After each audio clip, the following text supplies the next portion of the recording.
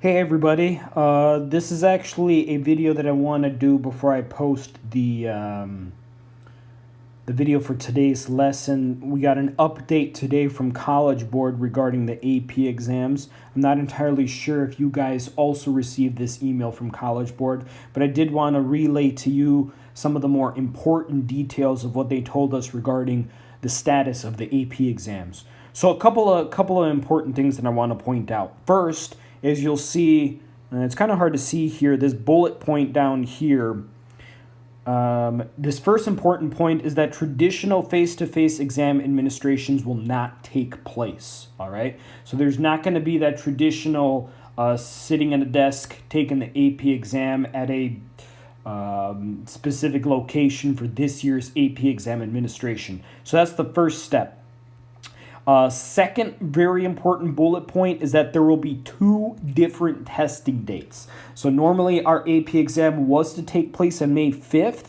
I believe, if I remember correctly, that is still one of the potential dates. But now they have also added an additional date a few weeks later, I think around 3 weeks later. So it will be up to each student to decide which date they will take the test. At this point, it's a personal choice. I'm obviously not going to force you guys to decide on which one to take, or I'm sorry, which date to choose. The argument that College Board makes is that for some students it might be better to take it earlier when the information is still more fresh, as opposed to waiting a little more. But we'll keep up to date on exactly how that's going to work out going forward. So once again, there will not be face-to-face traditional exam administrations, and there will be two testing dates. Now, a couple of more important things in this announcement is that in terms of how the exam will be administered, if you see in this first bullet point, students will be able to take a 45-minute online exam at home. Okay, so a 45-minute online exam at home. Now, I'm not entirely sure if it's saying that the exam will literally only be 45 minutes, will be updated with the coming days, not only from College Board but from CPS as well. But if it is only 45 minutes, I mean, from a certain perspective, that's an advantage. I mean, the test is a lot shorter, but from a different perspective, it might be a disadvantage because that means your margin of error is going to be a lot smaller. But we'll also keep up to date on exactly what they're saying in terms of only 45 minutes. Now, College Board says they have discussed this with colleges. So in terms of the college credit, College Board is saying that despite this shortened format they're going to have to implement this year, colleges will still be accepting these AP scores for college credit. So I guess that's a good thing. And the only other thing I wanted to mention, so those are just some of the big things. So it's going to be administered online. It's going to be two potential testing dates. It's not going to be the face-to-face traditional way that some of you have already seen when you've taken past AP exams. Another thing that I saw interesting, where was it? I don't know if it says, oh yeah, right here. If you read below this bullet point, it says the full exam schedule, specific free response question types that will be on each AP exam, and additional testing details will be available by April 3rd.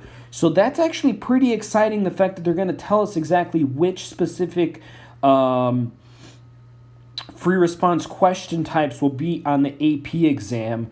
That might make it a little bit easier for us to, I guess, hone in on what we need to study. Another thing that I would like to mention, it's not mentioned in here, but I saw it on the AP Central site, is that the unit that we began yesterday, for those who watched the video, I mentioned in the video that this is the second to last unit. Well, I just found out today from College Board that is actually our last unit. This year's AP exam will not be covering what would have normally been our 8th and final unit. They are actually cutting off that part of the content from the AP exam.